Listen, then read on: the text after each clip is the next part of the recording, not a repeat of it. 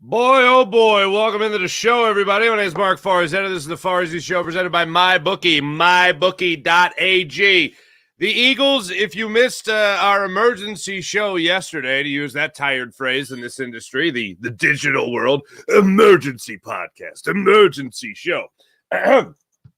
The Eagles look like they're set to hire Kellen Moore as their next offensive coordinator. I'll give you today my takes on it. I'm kind of on the record already, though. Friday when we did the show, I talked about Kellen Moore's name coming up and said, nah. that was kind of my take on it. And knowing something could possibly happen through the weekend, I was thinking, you know what? This is probably going to be a long haul, but I wanted to at least just give you my take on it. And I said to you guys, don't come away with it with the idea of at least this guy has experience, meaning not just Kellen Moore, but anybody that the Eagles were going to hire. At least this guy has experience in the NFL as a play caller. Don't have that be one of the best things that you could say about whoever the Eagles were going to hire as their next offensive coordinator. And I thought this was going to be a long, drawn-out process. I thought it was going to take a long time. I thought maybe after the Super Bowl, this was going to bleed into maybe the new league year, potentially. I just felt like this wasn't going to be a quick fix. Sure enough, Vic Fangio was a very quick fix. That was somebody that I think they had that waiting in the wings from the time the season ended. And I thought that when it came to the offensive coordinator, there's something that was going to drag out. Another interview with Cliff Kingsbury. Another interview with Kellen Moore. That's where I thought we were going to go with this. A couple of interviews with people we never heard of before. Stuff like that. Not the case at all. Here we are, the day going into Conference Championship Sunday. Late Saturday night, news breaks from Adam Schefter saying that the Eagles are signing Kellen Moore as their next offensive coordinator. And I went, nah. Because from the outside looking in, following Kellen Moore's career, the guy had the incredible start to his career in Dallas, where he really seemed to help Mike McCarthy revitalize Dak Prescott and that Cowboy offense. And sooner or later, the third year of his offensive coordinatorship down there, third year of his tenure, he's got them as the number one offense in both points and yards per game.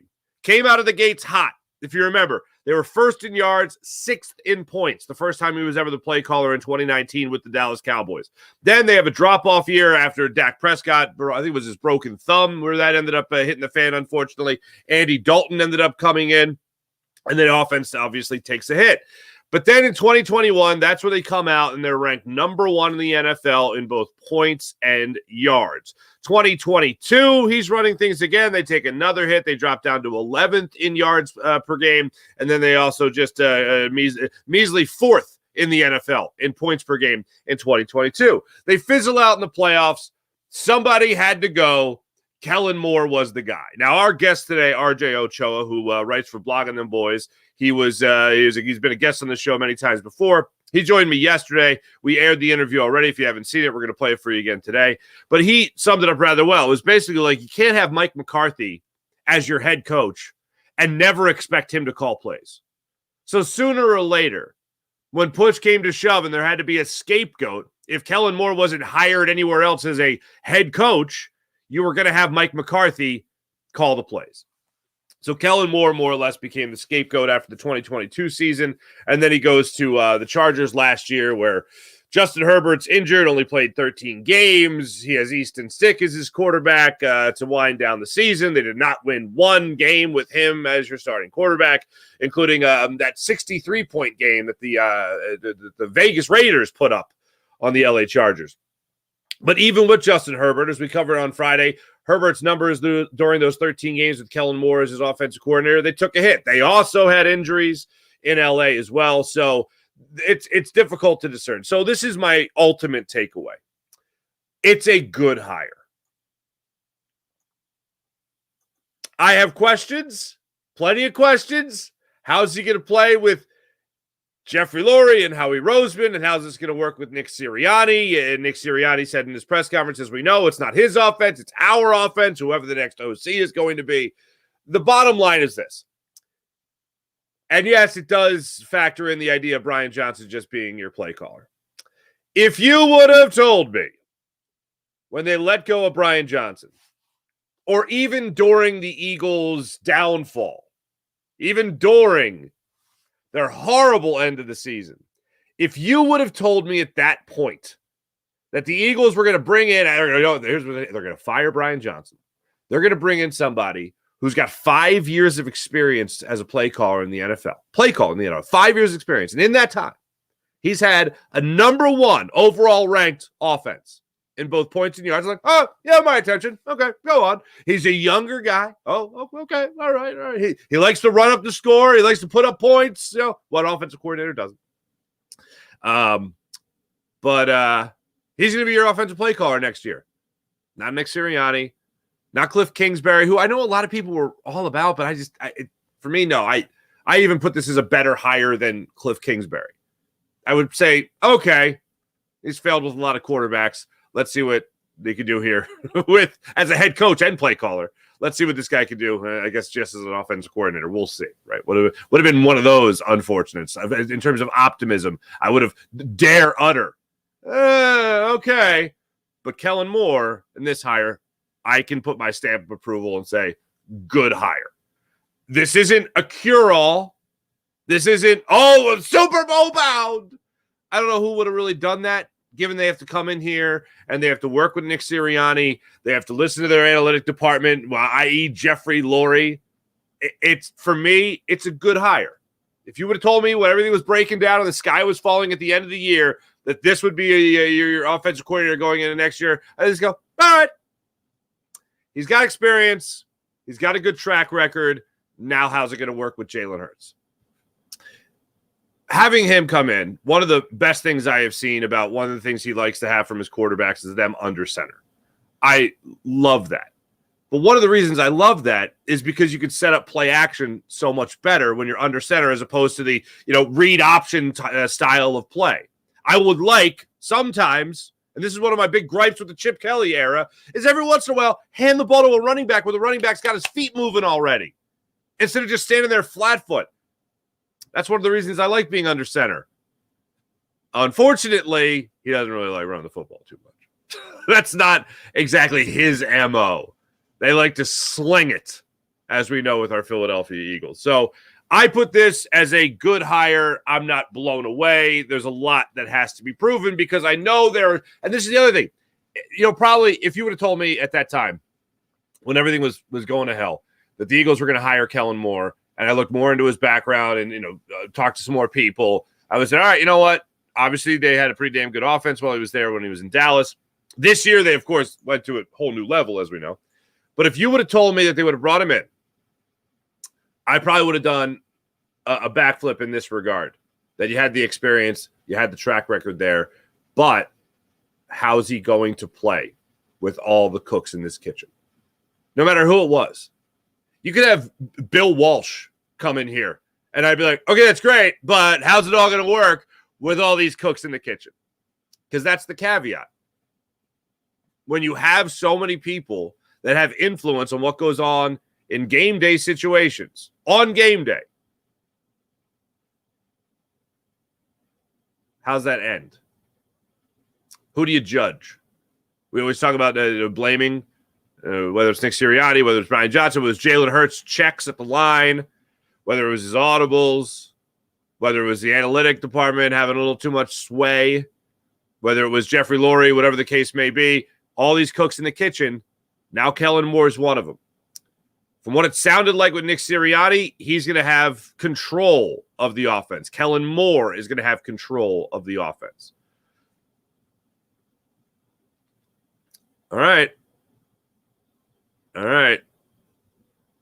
It's a good hire. I'm not doing backflips because I know that the Eagles like to have a lot of people with their fingerprints on the game plan and the way the offense is run. So, it's tough. There's no move really that the Eagles could have made. They're like, oh my God, this is incredible. Savior of a move, But it then puts us in this category. If you go into last year and you only have 1 year of experience with Sean Desai, who had that 1 year of experience in the position of being a defensive coordinator. And then you have Brian Johnson, who never had the experience of being an offensive coordinator or offensive play caller, obviously. You only have 1 year experience between the two going into last year. This year, you've kind of made up for that. 5 years under the belt, as we know, of Kellen Moore, and 20 years of Vic Fangio. Not too bad. Not too bad. So when it comes to experience, Nick Sirianni is certainly surrounded by experience this time around. Now, here's the unfortunate thing. With an experienced play caller, Devontae Smith, A.J. Brown, Jalen Hurts, and this offensive line, I'm going to go ahead and say, let's say Jason Kelce's back, and even if he's not, it's still probably what will be a pretty damn good offensive line. Whoever your offensive coordinator is, especially if he has experience in the position and understands the rhythm and the ebbs and flows of the game in terms of having to make those calls into your quarterback and understanding that, having a good feel for it already and already having success at the NFL level of being able to do that, then you're going to put up points. So let's live in a world right now where the Eagles defense is better. Let's live in a world right now where the Eagles offense is better. And let's live in a world where you have a deep playoff run next season. Is Kellen Moore back with the Eagles? Or is Kellen Moore the head coach somewhere else? And do you go through this whole process again? Because what's not going to happen, unfortunately, is the Eagles do well. The Eagles win some playoff games. The Eagles even win the NFC East. Let's get nuts. They win the NFC East. They win a couple playoff games. You're going to fire Nick Sirianni and promote Kellen Moore? That doesn't happen. The only time that happens is when you struggle at the beginning of the season, you fire the head coach, then Kellen Moore becomes the head coach. Or Vic Fangio becomes the interim, goes back to D.C., and then Kellen Moore takes over and has a whole full offseason. That doesn't happen either. The problem is, and this is my issue after the press conference last week, was that you have now put yourself in this vicious cycle of, okay, now we're just going to groom offensive coordinators into head coaches for other teams while Nick Sirianni stays here because he knows how to play ball with Howie Roseman and Jeffrey Lurie. That's not a recipe for success. And that's where we are right now. That's where we are right now. For more on Kellen Moore, let's get to RJ Ochoa from our interview yesterday. This was before Conference Championship Sunday. We will talk about Conference Championship Sunday coming up in a second because it was one hell of a Sunday. Good Lord. You come out of the gates with the Chiefs and the Ravens in Balmer, right there by the Chesapeake, and those quarterbacks are already incredible. They were on another planet yesterday. Lamar Jackson obviously catching his own pass. Lamar Jackson to a wide open Lamar Jackson, that whole thing. Watching Patrick Mahomes, his escapability, Lamar Jackson's escapability, was taken for an 8-yard sack, slipped out of it, threw a 30-yard touchdown pass. Just no problem. No problem whatsoever. Travis Kelce doing whatever the hell he damn well pleases. Tay-Tay fans had a good day yesterday. Oh, the Tay-Tay fans. And then Lions and 49ers in Santa Clara yesterday. Holy Stromboli. I think we all love Dan Campbell, but I'll tell you this way. Oh, my goodness. RG3, I think, summed it up rather well. He said, hey, sometimes biting kneecaps means kicking the field goal. And I think in that fourth quarter, that was the time to kick the field goal. We all love going for it on fourth down. We all love 2-point conversions and all that jazz, man. But holy wow. Not going for the field goal. Late in that fourth quarter, 7:50 something remaining in the fourth quarter, not going for the field goal. Ballsy. We'll get to it all. Coming up a little bit later in the show. But as for right now, let's get a little bit more on Kellen Moore's history. But before we do that, let me tell you guys about the Game Time app. Download the Game Time app to your phone, ladies and gentlemen. If you want to go to the big game, you want to go to the concert, you want to go to the comedy show, you want to go to the theater, download the Game Time app to your phone. Create an account, use promo code Farzy. That's promo code Farzy on the Game Time app and have yourself a good time at the event. You can preview the seats ahead of time. You can view those seats. You can also get the Game Time guarantee, which means if you go on another ticket site and you find tickets for less money in the same section, same row for less, they'll get you back 110% of the difference at the Game Time app. So download the Game Time app to your phone. Get the guaranteed lowest price. Use promo code Farzy, and they'll give you $20 off your first purchase. How about that? $20 off your first purchase at the Game Time app. Use promo code Farzy. All right, without further ado, ladies and gentlemen, let's jump on the Rothman Orthopedics guest line. Talk to our friend RJ Ochoa, blogging the boys about all things Kellen Moore. Once again, this was taped yesterday before the conference championship game, so we literally only talk about what he put on the smoker before that.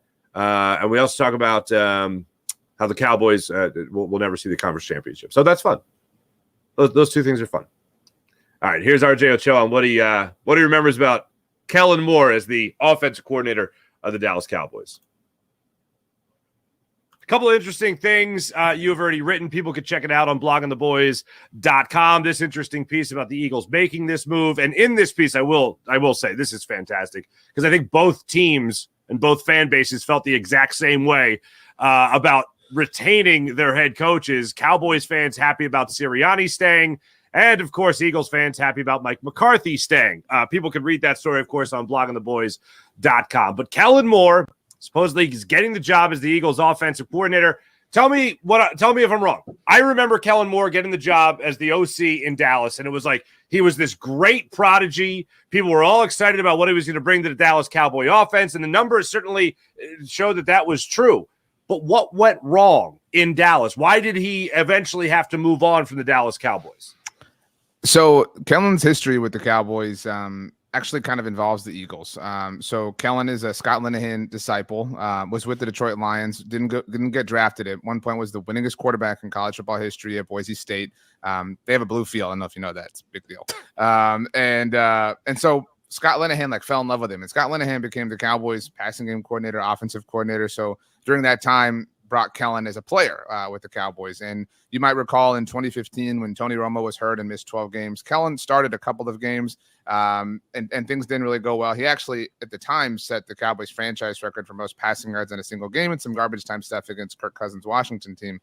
Anyway, he kind of hung out as a player. And in 2016, the Cowboys trotted him out as Tony Romo's primary backup quarterback, and he broke his ankle in training camp. And that vaulted Dak Prescott to the QB2 role, and then Tony Romo got hurt, and everything ever since is history. And that kind of pushed Kellen to this, backup sort of role. In 2017, Cooper Rush, as an undrafted free agent, outperformed Kellen and was QB2. And Dallas had Kellen on the practice squad, roster, and the Eagles reportedly wanted to poach Blake Jarwin from the Cowboys practice squad the year before they drafted Dallas Goedert, of all people. So Dallas had to finally cut Kellen Moore and promote Blake Jarwin to protect him. And I say all that to say they kept him around because they really valued his offensive mind, even after Scott Linehan left. And the very next year, in 2018, he became the team's quarterbacks coach. And 1 year later, 2019, the offensive coordinator. That was obviously the last year of Jason Garrett. And he's the son of a coach. You'll hear that a million different times, kind of a football family, football obsessive, football nerd. And there's no question that the Cowboys experienced high levels of success from an offensive standpoint under him. As far as what went wrong, Mike McCarthy had a quote, and I know you and I have talked about this at the Combine, about how Kellen wanted to score 1 million points and light up the scoreboard, and he wanted to run the ball, and everybody just focused on the run the ball portion. But now with the regular season completely behind us, it's clear that McCarthy wanted to play kind of overall football from an offensive standpoint, obviously serving as the play caller, and lean on their defense. And while the Cowboys are not playing today, I think that he was successful. I think Mike McCarthy called his shot and executed it. As much as I'm upset with him, and Cowboys fans are, he really proved that he had a better overall disposition in place for the offense than Kellen. And granted, it's a very small sample size. What Kellen did with Justin Herbert, everybody thought they were just going to take over and run the NFL. That didn't happen. And so I don't know that I believe Kellen is a fraud. I just think that I think he just wanted to run out the gate every single week, and you can't do that throughout the course of an entire 4-game football game. Who is he as an offensive coordinator? So you say you got to light up the score and all that, but is he a guy that can come in and maybe help a guy like Jalen Hurts get back to the MVP status, or at least MVP caliber play that he had a year ago? I mean, there's no real track record of that, right? And that would be not my individual concern, but maybe yours. the two quarterbacks he's worked with are Dak Prescott and Justin Herbert. And, we can sit here and we can argue and debate who's better and whatever, but two consensus top 10 guys, right? And he kind of made Justin Herbert worse. And again, we're talking 1 year of a sample size, but apart from Kellen Moore, Dak Prescott just had the finest individual season he's ever had in the NFL. He's going to pick up MVP votes, right? Probably be second in that competition. So Kellen's not really known for development, whereas that's kind of what Mike McCarthy is known for relative to the Cowboys side of this discussion. Well, with not just Aaron Rodgers, but players like Matt Flynn and stuff like that.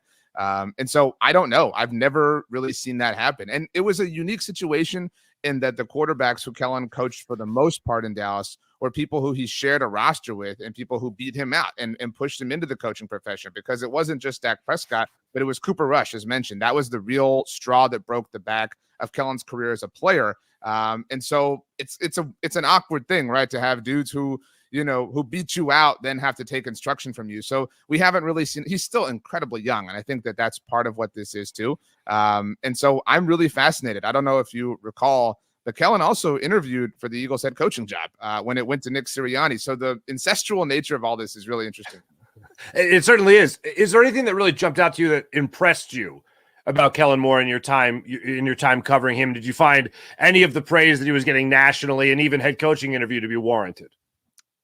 At the time, it certainly felt that way. In 2019, that was his first year as the offensive coordinator. And I believe the Cowboys went 3-0 to start that season. And I don't think that Dak Prescott had a single incompletion in the third quarters of those 3 games. I know it's a really specific thing. Yeah. And it felt like a revolution was arriving offensively. They were doing all these things, but with the benefit of hindsight, that was the first full season of Amari Cooper. And I think, at the time we did attribute it to him, but John Kitna, another former Cowboys and Lions quarterback, was their quarterback's coach. And Dak Prescott always spoke so glowingly of John. And he was somebody who really developed Dak, somebody who really kind of helped Dak work on the fundamental values of playing the quarterback position, as opposed to Kellen just serving as the offensive play caller. Obviously, those are different things, and not to take anything away from Kellen. But again, with the benefit of hindsight, we did see Kellen, to me, seems like somebody who has a great idea and kind of great at writing game scripts. But the moment, you kind of get that, first punch in the mouth, isn't really great at adapting. And we saw that down the stretch of the last few seasons from the Cowboys offensively. In 21, when they won the NFC East, and obviously the first season of Nick Sirianni, they were on fire, but they really sputtered at the finish line from an offensive standpoint. And in 2022, same kind of thing. It just felt like they ran out of the magic touch. And certainly couldn't hang with the big boys like San Francisco, as we both know. And so we haven't really seen that part of Kellen's game evolve, but obviously he's deeper into his coaching career and has seen a few more different things. What do you remember from that 2021 season? Because that was the year that the Cowboys pretty much swept it in the offensive category, number 1 in yards, number 1 in points. What stuck out to you about Kellen Moore in 2021? I will say probably a high level of resilience, because and maybe people don't think of that when it comes to Kellen, but everybody thought like, oh man, the Cowboys drafted CeeDee Lamb. They're going to have him and Amari Cooper and Michael Gallup. The 3 of them played like 3 games together in 21 for a variety of reasons, whether it was injuries and the COVID list was still a much more populated thing on a week-to-week basis. And so they kind of had to find ways to thrive. And, Kellen was still, it's just been so hard. He's always kind of been the boy wonder for the Cowboys. And I think that and that's just kind of a victim of circumstance sort of thing, because he was a player for the team. And so it's hard to see him, not necessarily in a mature sense, but in a more evolved sense. And so there was a game that year, speaking of the COVID list, it was a Thursday night game where Dallas was in New Orleans, and Mike McCarthy found himself on the COVID list. And everybody kind of thought like, oh man, let Kellen be the interim head coach. Like, let's kind of see what this looks like, because he was on the same trajectory that Jason Garrett was in terms of, dude who joined the Cowboys coaching staff and it looked like he would be their next head coach. That went to Dan Quinn though instead. And so it always felt like Kellen was just this, this awkward third wheel relative to coaching experience and NFL experience in the same room, in the same kind of coaching box as McCarthy and Quinn. But I do think he found ways to thrive throughout that. And I do think he was able to connect with his offensive players. But again, some of that was the fact that he was a teammate with them as well. Yeah. So on that note, because we just obviously here in Philadelphia, we're looking at Vic Fangio. We're reading the stories coming out of Miami. Omar Kelly had a great story about all these players saying they didn't get along with Vic Fangio. Because he's such a younger guy in Kellen Moore, is it just almost a shoo-in that players liked him? I think so, and I think he's a pretty mild-mannered guy. He's not the dude who walks in and pisses people off generally. And I think, because he was a college football legend, I do think that allows him to connect with players, and I could certainly see him connecting with Jalen Hurts on that level, or whatever the case may be. And he's a small school guy, maybe connecting with the aforementioned Dallas Goedert in that respect. And so a lot of these dudes, played with him on NCAA football, right? Like, he's that kind of guy. And so there is that fun, kind of cool connection. But yeah, I think a polar opposite in terms of Vic Fangio, in terms of player connective tissue. From what you know about Nick Sirianni and Kellen Moore, I don't know if you caught any of Nick Sirianni's press conference along with Howie Roseman, but for the first time we ever heard Nick Sirianni say it wasn't going to be his offense necessarily. Whoever the OC was going to be, it was going to be our offense. So how do you see Kellen Moore and Nick Sirianni working together? I think the world is fascinated to see Nick Sirianni work with anybody at this point in time. And I think in that respect, it probably works that Kellen is a bit mild-mannered. I'm fascinated because, it's hard to answer that question because I don't know what the Nick Sirianni offense really even is. I know Kellen Moore's offense is to be aggressive and to attack. And I see in your comment section, by the way, that is worth bringing up. That's part of what was the issue for Dak Prescott with all the interceptions now 2 years ago. You can only push the issue so much, which I think was the kind of spirit of what Mike McCarthy said in the quote that I talked about.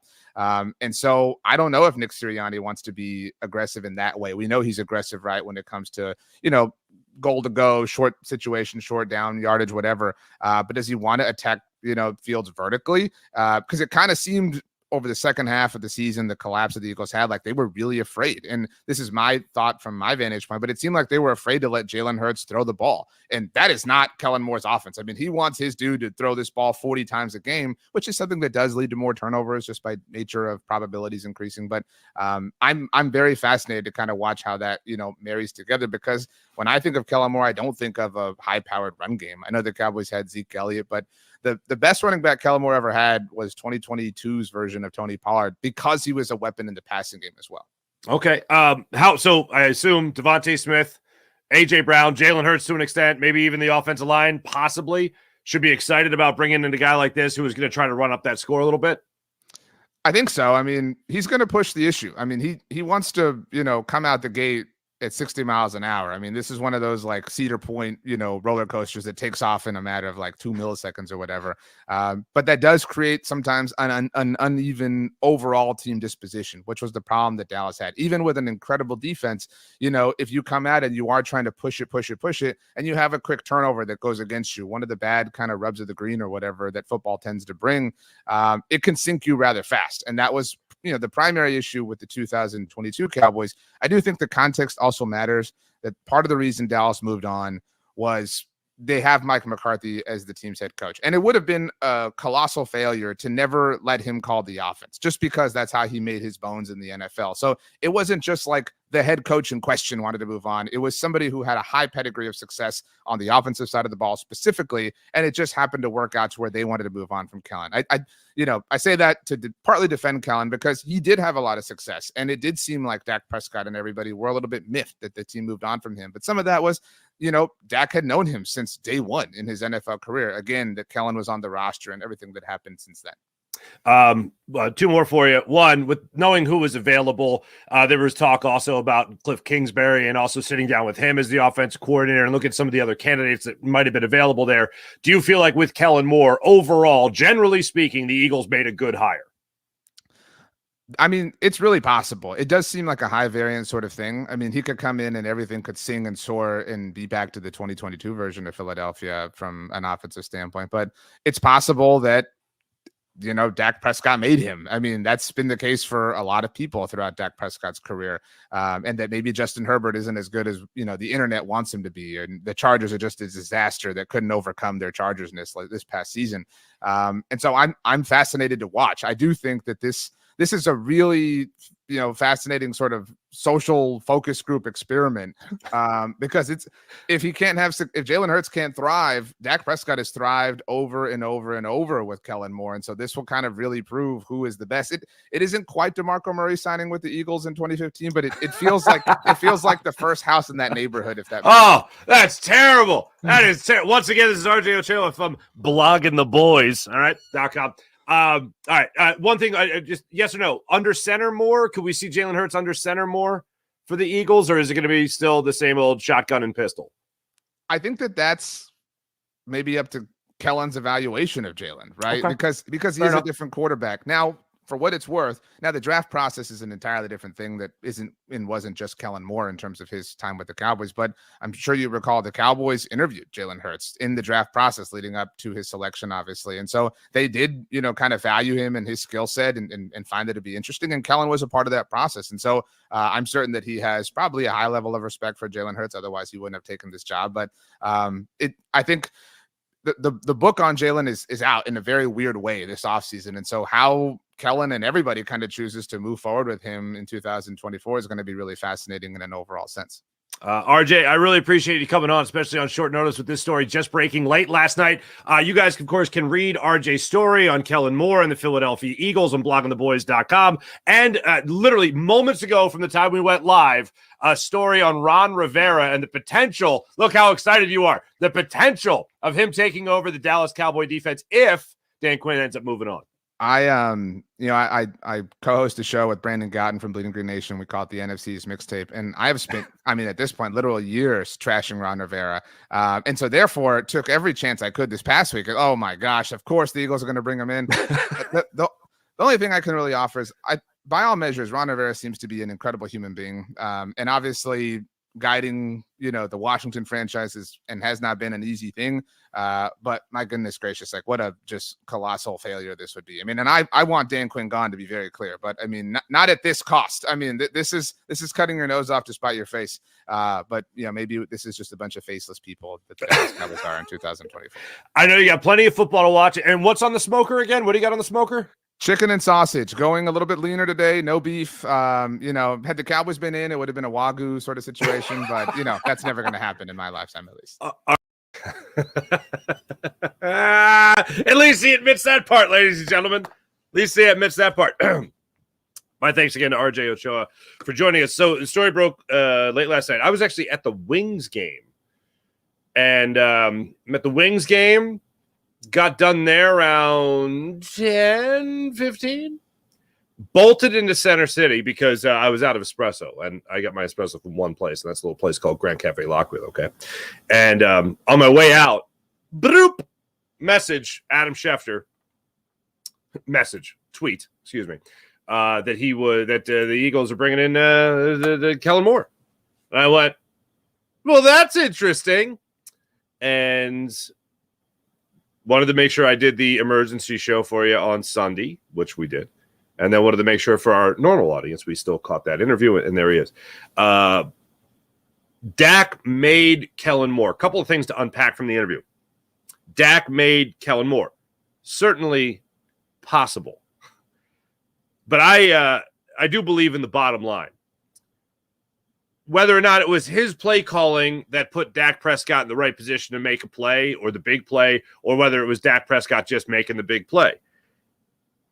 Either way, he didn't get in the way of the success that they were able to have as an offense. And I'll take that right now when it comes to this Eagles offense and someone just not getting in the way of what this offense can do. Because when people brag to me about, they were the third and then they were the seventh-ranked offense in the NFL before they really hit that schneid there at the end of the season, when people brag that to me, my response. How many other teams have these weapons? How many other teams are coming off a season with a MVP caliber quarterback and those weapons? How many of those teams have the number one ranked offensive line in football? So you tell me you finished seventh. Cool. But let's also factor in the idea that you sure as hell weren't the seventh best offense as the season wound down. You were a bottom tier offense as the season was winding down. So that ain't a brag. So if Kellen Moore can find a way to, bring out the defibrillator and clear and get this offense going again, then all right, I'm happy to see it happen. As I said, look, the bottom line is he didn't get in the way. The bottom line is when you look at this guy from afar, he was supposed to be this offensive whiz. He was getting all this love and this praise. Any national broadcast that the Cowboys were on, and we know that there was a lot of them throughout his 4 years in Dallas, as their offensive coordinator. Oh, this guy is a brilliant play caller. He is a wizard and all that. And I'm thinking, okay, hold on a second. He's a wizard. He's a wizard. All right, well, he's a wizard. Okay. He's a wizard who has been there for 4 years. How come he didn't get a head coaching job? Too young? That's not really a thing anymore in the NFL. Good God, I'm now waiting for some college graduate to be a head football coach because he really knows numbers. All right. That's what I'm looking for. That's what I look at. He got an opportunity to go to the Chargers after he was let go. He didn't get a head coaching job after that. For reference, Jonathan Gannon was a defensive coordinator for 2 years. Now he's a head coach. Kellen Moore, 4-year offensive coordinator with the number 1 ranked offense. Not great. So how is he this wizard? He was calling plays for an offensive-minded head coach in Mike McCarthy and doing it rather well. I have my questions, but I will settle on what I think is a fair assessment of this. This is a good hire. It's a good hire by the Philadelphia Eagles. One more thing to unpack from the interview. Jalen Hurts afraid to throw the ball. Not Jalen Hurts being afraid to throw it, but Nick Sirianni having Jalen Hurts afraid to throw the football. Or him, let me rephrase that. Nick Sirianni being afraid to let Jalen Hurts throw the football. I don't necessarily agree with that. I thought they let it rip as far as this season went, and I thought that led to an increase of turnovers. Giving him the freedom to let it rip, I think, led to an increase in turnovers. And I feel like I've said this almost every show now, but the first interception he threw in the Seattle game with 8:15 left in the fourth quarter, that's an example of Jalen Hurts letting it rip. Now, that might be Jalen Hurts checking at the line of scrimmage and changing the play. That might be one of the many instances that has been highlighted to this point of Jalen Hurts having that freedom and taking full advantage of it. Maybe that's one of the instances he didn't have confidence in Brian Johnson's play call and went about it himself. But I have heard from fans throughout the season, especially if it's a tush-push situation or they're in the red zone and Jalen Hurts is running so many quarterback draws. And I know that has been a huge problem with Eagles fans, myself included, where we have talked about screen plays. We have talked about the tight end screen, the bubble screen. We have talked about the tush-push, and we have talked about Jalen Hurts quarterback draws. That has been something that has been constantly talked about throughout last season and now. Maybe that's what RJ is referencing in being afraid to throw the football. Because really, when you look at this season, as we have, watching every single snap, I wouldn't say that they've been afraid to let him throw the football. They have done it more than they ever have with Jalen Hurts' career. So that's alarming. But in terms of those clutch situations, yeah, seeing him run the quarterback draw, seeing him not throw the ball downfield, instead just throw parallel to the line, that would be an example. When I think of afraid to throw the football, I think of afraid to throw it and let it rip downfield. When it comes to everything else, that's where you could say, okay, well, they don't want him to throw downfield, so the bubble screen is an easy completion. That's why Jalen Hurts himself has checked to it on his own so many times throughout his career. That, to me, is more of being afraid to throw the football than necessarily just throwing it and letting it rip. That's where I would draw the line, the difference. When it comes to quarterback draws, when it comes to the easy throws that are just right there for the taking, that's where, no, of course not. They're not afraid to let him throw the football. But when it comes to everything else, a little hesitant. Maybe that's why they're letting him run the football so much. I know a lot of people, especially going into this season, the first game of the year, I remember people's takeaway, it wasn't mine because it was just one game, but people's takeaway from the opening kickoff against the Patriots was that, oh, they're clearly trying to make Jalen Hurts more of a passer. And I'm like, okay. It's game one. Not going to jump to that conclusion, but all right. And yeah, it turned out to be kind of close as the season went on. We did see Jalen Hurts look hesitant to run at different times this season. There were times certainly where the quarterback draw was wonderful. And the best example of that was the overtime game against the Bills. He scampered up the middle for what I think it was 11-yard touchdown. Great. But yeah, you would like to see your quarterback maybe not put in peril as many times as the Eagles put him in peril. So yeah, afraid to throw the football, not 100%, I think, of a fair assessment of the situation, but certainly you can see how somebody would get that when you think about bubble screens, tight end screens, including those as really not dangerous throws. And then also looking at it from the amount of times that Jalen Hurts ran the football, you could see how somebody would come away with that. The job of Kellen Moore is going to be to infuse life back into this offense. It is not that difficult a task when you consider the personnel. Where it can become a difficult task is where you get back to so many people having their fingerprints on what happens on game day. So many people having influence. So many cooks in the kitchen when it comes to this Eagles offense. Hey, Nick Sirianni acting like he's almost stepping away from responsibility of having total control over the offense seems interesting. Want to see how that one works. Maybe one of the reasons they brought in somebody with 5 years of experience as a play caller under his belt already, maybe one of the reasons they did that was to say, all right, you know what? Here, you do it. You do the game plan. You call the plays. Nick Sirianni will just be here to be like, is it fourth down? Tush push. I called a play. Tush push. I just called a play. That's maybe that's what they're breaking it down to be. Maybe that's what they're breaking it down to be. Either way. Shouldn't be that difficult with the personnel you have here to have a successful year as an offensive coordinator and play caller with this Philadelphia Eagles team. Shouldn't be difficult. For me, one of the things I am going to be stressing is not just the overall numbers. Okay, if they have the number one ranked offense again, great. I'd love to see it. Situational football. I got to see that practiced. Go back to the first interception against the Seahawks. Go to the A.J. Brown touchdown in game one against the Commanders. All that, man. That's not good situational football. Good situational football. I want to see that from the offensive coordinator. And if you're telling me this guy likes to run up the score, here's what I'll say. He's very young, 34, 35 years old. Hopefully he has grown. Hopefully he has matured. Hopefully he has learned from the experience. Let's hope that's the case. And this is the other thing, an X factor, if you will, something you can't really measure, but he's got to have the respect of Jalen Hurts immediately. Not just the respect, but the trust of Jalen Hurts immediately.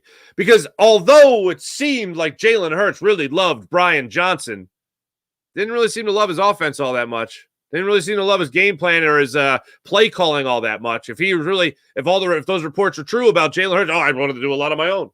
And I know people jump to the comment that A.J. Brown made when he addressed the media after 2 weeks of not talking to the media. When he said, oh, yeah, we improvised on that last Seattle play. Quarterbacks and wide receivers are going to do that. That doesn't mean they're doing it every single play. That's one example of them saying, yeah, we did. That's what we did. We improvised. But it has been a story over the last 2 years here, especially, with Jalen Hurts getting comfortable doing certain things on the football field. And that's not terrible. But if you default to them too many times, that's terrible. And the play that Shane Steichen talked about when he was here, that Nick Sirianni has acknowledged, is that bubble screen, is that wide receiver screen, is that tight end screen that Jalen Hurts gets really comfortable running. And when he sees something the defense is taking away, he'll just go to that. That's his default. So a lot of times you can't blame Brian Johnson for it. You have to look at Jalen Hurts. So if Kellen Moore can kind of break through that comfort zone for Jalen Hurts and get him back to what he was throughout that MVP caliber season of a year ago, then we're going to be talking about potentially competing for that Super Bowl again. As soon as the Eagles fix what they have on defense.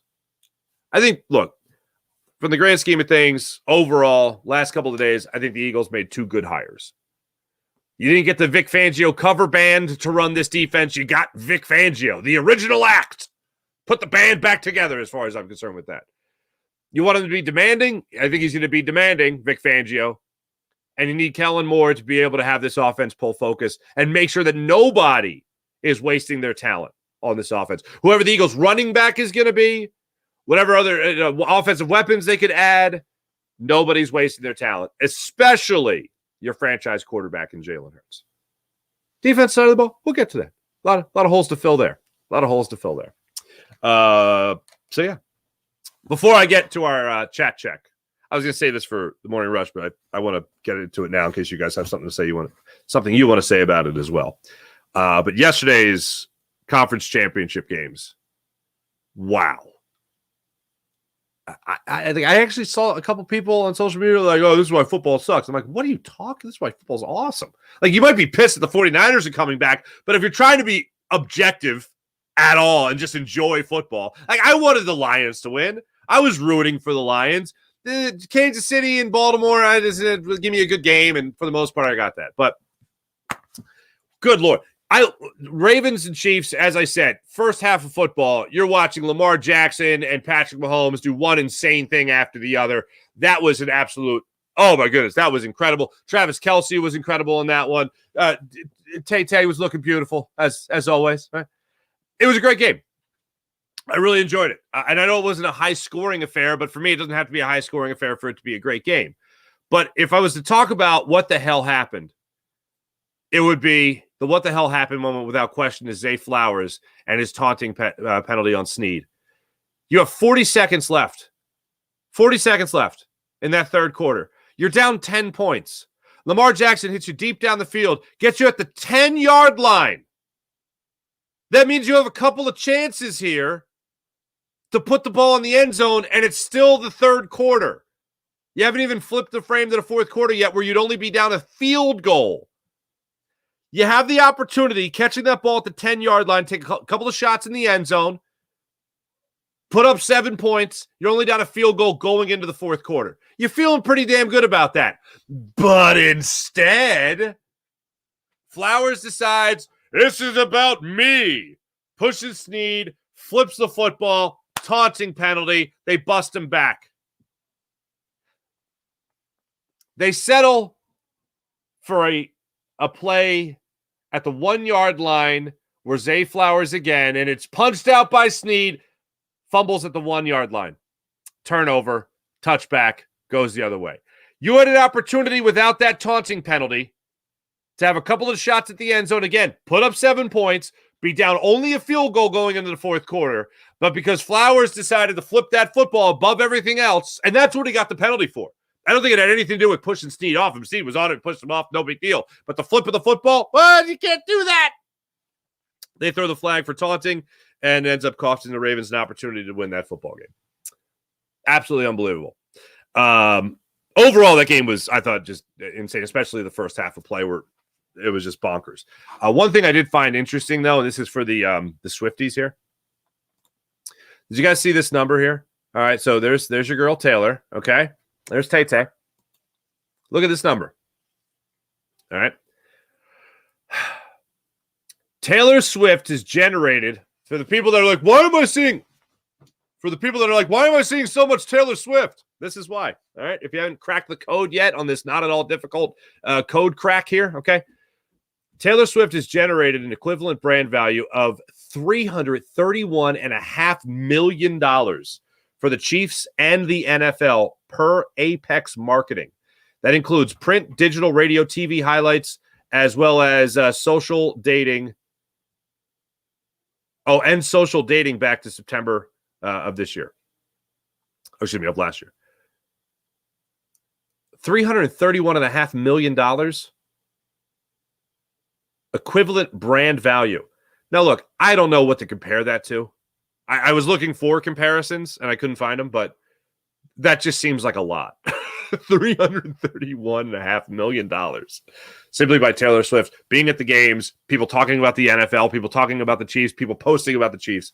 I mean, that's the thing. These are all impressions that you're making on fans. And I watched the first half of the Ravens-Chiefs game at my house and then actually executed to perfection the halftime switch where you go to another location to watch the rest of the game. Went to my brother-in-law's. My brother-in-law has 3 daughters. Okay, I have a 4-year-old, Lil Toots. You've seen her. She's probably our most frequent guest on the show. You've heard, for the people on the podcast, you've heard her being terrified of Ursula. Anyway, so I'm watching this game. And the 4 girls are running throughout the room, ages between 4 and 7, and they're stopping to watch to see if they can get a glimpse of Taylor Swift at the game. And believe it or not, Travis Kelce, Red 87, they want to find him. They want to see him. And they were all geeked up. The wives that don't pay attention to football, they were paying attention to football. They're drawn into it. That's the Tay-Tay effect, ladies and gentlemen. And just one more time for the record, I am pro Travis and Taylor. Because I love, as I've said many times before, and I hope they have a beautiful life together, and they live together on top of a mountain. As for the second game, oh my God, Lions! It's very difficult to find myself in a position where I was really rooting hard for a team that I normally don't give a damn about, like the Lions. And I was rooting hard for the Lions just because I don't like the San Francisco 49ers. And now the Niners fans feel even more so like, oh, if we had Brock Purdy stay healthy against you, we would have beat the Eagles. We would have been in that Super Bowl against the Chiefs. But now we're in the Super Bowl against the Chiefs. All right, well, now you have your crack at the Chiefs. All right, now you have your crack at the Chiefs, San Francisco. But I'm watching that game. They open up a 24-7 lead, the Lions do. Williams goes off on a run. Gibbs goes off on a run. Goff looks sharp. Everyone's looking incredible. Defense is looking strong. 24-7 at halftime. Kyle Shanahan, as we all know, 28-3. He got the brakes beat off him by Tom Brady and the Patriots in that Super Bowl. Now he's got an opportunity to get to another Super Bowl by having to come back from 24-7. And that's exactly what he did. And they took advantage of every opportunity. Gibbs fumbles the ball. Dan Campbell can't coach his way out of a paper bag in that second half, unfortunately. It was dreadful. It was an absolute collapse. And opportunities taken by San Francisco. For instance, they come out of halftime, field goal, touchdown, field goal, touchdown. Made it up like nobody's business. And to compound the problem, Dan Campbell, instead of going for the game-tying field goal, a 47-yard field goal on a 4th and 3 with 7:30 left in the fourth quarter, he goes for it. They don't get it. Once again, to quote RG3, sometimes biting kneecaps means kicking the field goal. That would have been an opportunity to kick the field goal. I know a lot of people are curious as to what Dan Campbell had to say after the game. Here's what he had to say. Getting our momentum and not letting them play long ball. They were bleeding the clock out. That's what they do. And I wanted to get the upper hand back, and it's easy hindsight, and I get it, I get that. But I don't regret those decisions, and that's hard. It's hard because, we didn't come through. It wasn't able to work out, but I don't. And I understand the scrutiny I'll get. That's part of the gig, man. But, we just didn't work out. Don't regret it. I would assume he wouldn't. This is a guy that, as we know in that Dallas game, before the refs got a little too involved, this is a guy in that Dallas game, ladies and gentlemen, that we know, you want to go for the 2-point conversion? All right, go for the 2-point. Oh, there's a penalty. You got to drop back. I'm still going for the 2-point conversion. That's Dan Campbell. He was to Dan Campbell for Dan Campbell yesterday. All right? Not kicking the field goal there was bonkers. He either, as many people have said, either hates his kicker, has zero confidence in his kicker, or was terrified that his defense wasn't going to make a stop.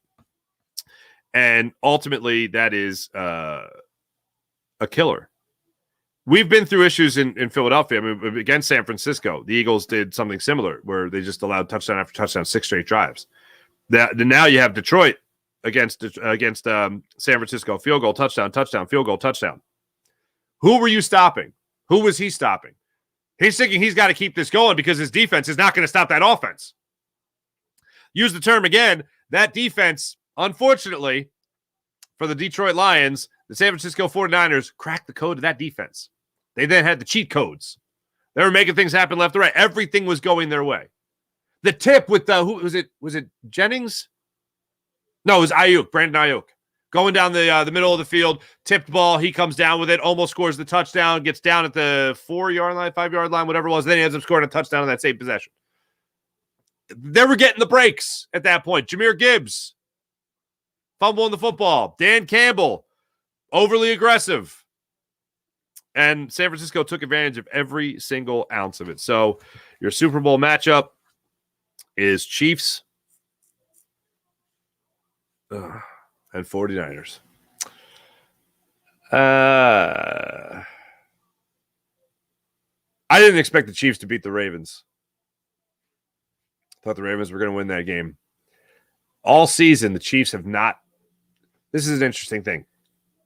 The Eagles, and this is what separates, the great teams from the teams that are potentially, unfortunately, but have to acknowledge it, maybe the flash in the pan. The Eagles, even at 10-1, even at 10-3, especially at 10-3, they never looked like a Super Bowl contender. And as I've said, the one time you could maybe say, oh, maybe, is the Miami Dolphins, is when they beat the Miami Dolphins. But I was never really looking at them like, oh, wow, this team can really do it. They're amazing, you know? No. The Kansas City Chiefs throughout this year, people have said, oh, they're good, but they're not like the great Chiefs teams that we have seen. Yeah, they don't care. They have Patrick Mahomes. They have Patrick Mahomes. Simple as that. And although Patrick Mahomes wasn't like unbelievable with a 340-yard passing game and 5 touchdowns yesterday, it wasn't like that. He just got first downs when he needed first downs, hit his targets when he needed to hit his targets, and did just enough to win. And that's all that matters. Because they're never like, oh, well, this game was close, so we'll go to the team that had better style points. Like, no, that's not how it is. The Kansas City Chiefs, a lot of the same things were said about the Eagles this year were said about the Chiefs. Where, yeah, that's their record, and they look good, but are they really that good? Yeah, they're that good. Because really all that matters is the playoffs. And that's why we could bask in the idea of the Cowboys still being irrelevant, because, yes, they'll split with the Eagles. Yeah, fine, time and time again. But once they get to the playoffs, wah, wah. All right, let's get to our chat check. See how everybody's doing this fine morning. Sean Gillespie, good morning. Beat Miser? Okay. What's going on? Nice to see you. Daniel, what's going on? Good morning. Jordan, what's going on? Sean Gillespie. Kellen Moore is an improvement. That's not saying much, especially with Sirianni still here. Sean, I think that is where most people are at. And Ziggy says another one here, not bad hires. Yes, I agree. Kenneth Gainwell, Chiefs or 49ers. I'm going to go with the Chiefs just because screw the 49ers. That's why. Dick to the Sky. What's up, Dick? Great name. The hell to both of them. All right. Beat Miser. Kellen Moore may turn out to be a good fit as our offensive coordinator. He can help out Jalen like he did with Dakota. We have a plethora of offensive weapons. I see him utilizing Dallas. Oh, Dallas Goedert. Okay, yes. All right, that makes more sense, yeah. Ziggy, the route combos he had Allen on were magical. I'll have to go back and look at that. Optimistic but an upgrade, says Kevin Jones. Yeah, I would put that in the same category. I put myself in that same category. Sean Kilner, what's going on? Holy moly, we're going to be running in motion? Does Sirianni know what that is? I don't know. I hope so. We saw it a little bit towards the end of the season. Sean Gillespie, again, the Eagles are just satisfied with being contenders and having a deep playoff run, not winning the Super Bowl. Sean, it's kind of how it feels right now, unfortunately. Don't know about Kellen Moore, says Mike. Again, 5 years experience as an offensive play caller. Okay. 5 years of experience as a coordinator. Finished in top of the league in yards twice. Finished top 6 in the NFL 3 of those 5 years in terms of points. And he has scored the most points in the NFL once. He's got a 4th place finish, 1st place finish, 17th place finish, but that was with Andy Dalton. And a 6th place finish in that regard. So there you go. Those are the numbers on him. April! Morning, April. What's happening? Babs! As far as the Lamar Jackson way doesn't win big playoff games, Mahomes didn't do much to win yesterday. Yeah, just like I said, did enough. Did enough to win. Alex, what's going on? I can also see the Eagles not renewing Sirianni's contract and promoting Moore to head coach. See, now that would be interesting. I was trying to think of coaches that had success and were not renewed. I can't. I'm trying to think. Jimmy Johnson? Like who? I'm trying to think of a scenario where there was a CEO head coach. The team did well, fired him, promoted a coordinator. That's why this is such a dangerous cycle to be in.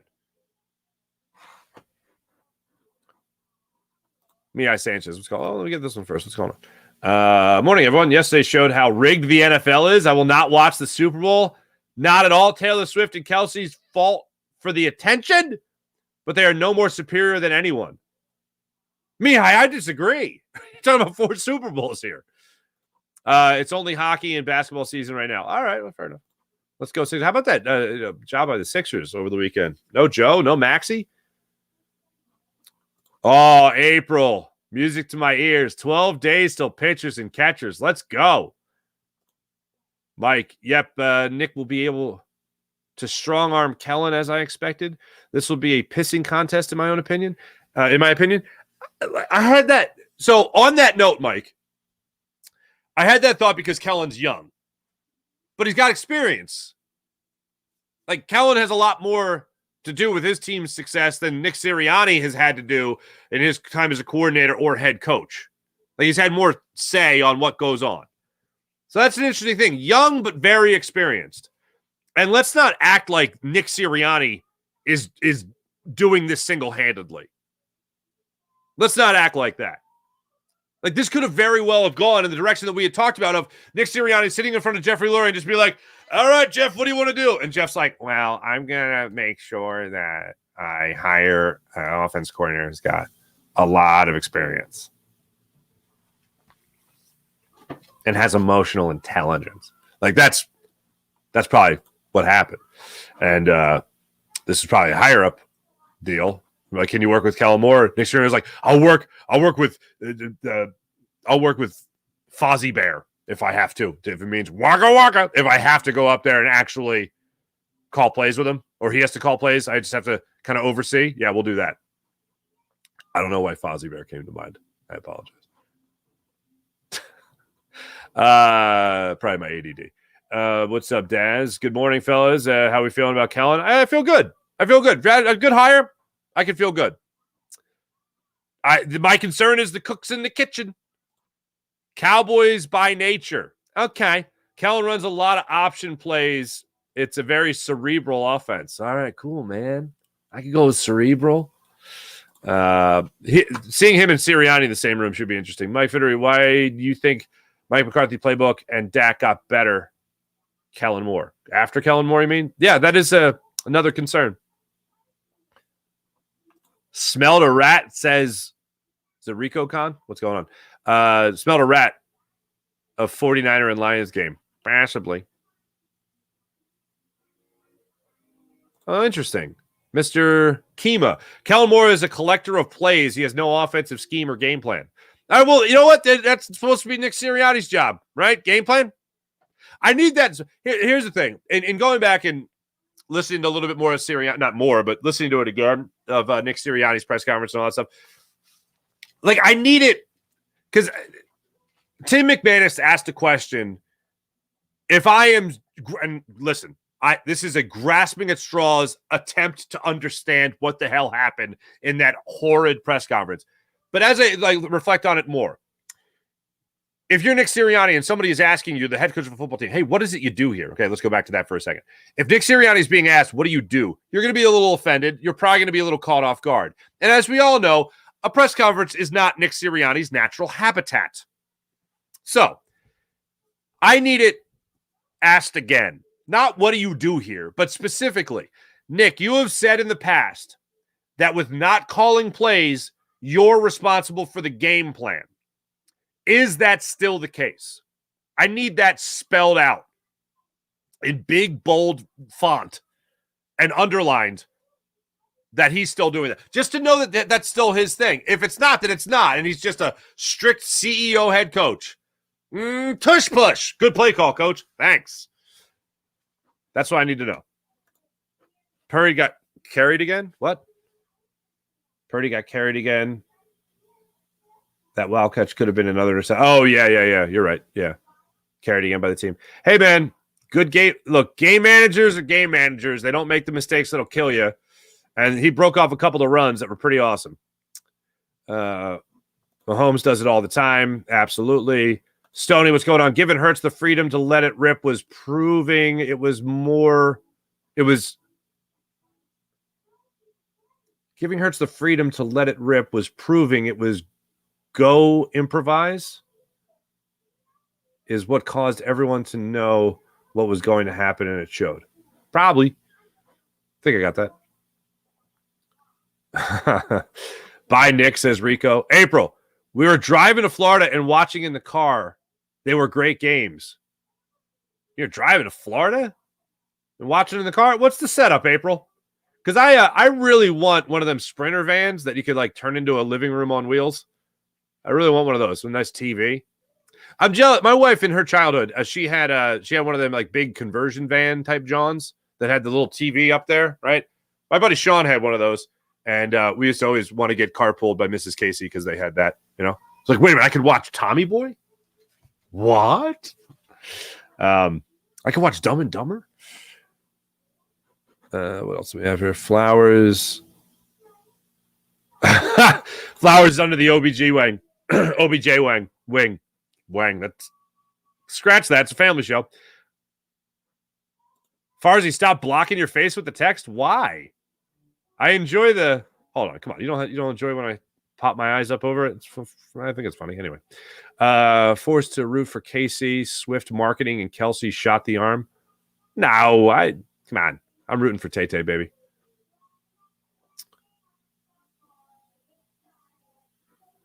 Wait, couldn't find the show link earlier? Guess I'll have to watch the replay later. What? Oh, April. Oh, that's awesome. Tell Lilith I'm at Disney, and I will tell Ursula, stop being so mean. Oh, I will pass that along. That is great. Daz Lions choked big time. They absolutely did. Jeremy, what's up, Jeremy? Dan Campbell coaches like he's playing Tecmo Bowl. This guy would hit on 20 play. Playing Jack, Jesus, I don't know. Playing blackjack, he would hit at 50. This is where I disagree with analytics. Momentum is a huge thing, especially on the road. Jeremy, you're absolutely right. And Jeremy, thank you again for letting me know about Kristen Effin Harris. For those that caught the show on Friday, Kristen did have her first treatment. I texted with her. She's in good spirits, man. She is I'm going to say this, and I say this glowingly as a friend of mine. She's a tough broad. She also taught me how to do a time step in the art of tap dancing many years ago in high school. I do owe her that video. I got to send her a video of me doing a timestamp, Jeremy. So that's coming. Don't you worry. That's coming. No, that will not be for show use. That will be private use in my circle of personal friends. Iceberg Slim, what's going on? Mike, Kellen Moore is a better play caller than Cliff Kingsbury. SP Lou, what's going on? Nice to have you in. Go Sixers! Anyone just kick field goal anymore? No, field goals are lame. Luke Skylifter. Farzy, as much as it pains me to say, I have to sadly root for the Chiefs. Anyone but the Red Cowboys. I'll root for the Chiefs. I'll be happier if the Chiefs win. Kellen Moore returned this offense around, was a scapegoat for Dallas, says Dirty D. It's quite possible. Pamela, what's up, Pamela? What's the difference between Laurie and Norman Brayman? Laurie's not in France. Is that who was it? Norman Brayman was the guy in France, right? Do I have that right? I think I have that right. It's a little before my time. This is going to bother me. Because like Leonard Toast was before Brayman, and Brayman was owning the team at the time. Buddy Ryan was here, known for owner of the Philadelphia 85. Yeah, okay. Norman Brayman, the guy in France. Yeah, okay. I did have that. Lex the Best, good hire. Billy Bob Joe, can you think of a lesser CEO coach model than Nick Sirianni? I can't. It'd be difficult. People look at Mike Tomlin. I'm like, yeah, but the guy has the track record, man. Oh, God. Wow. Adam, what shocked me was Purdy seemed to run/scramble better than Jalen. I think his knee injury is worse than we knew. I think so, too, and I think it's bothered him for a long time. Wow. Hold on. Dumb and Dumber equals Eagles press conference. There you go.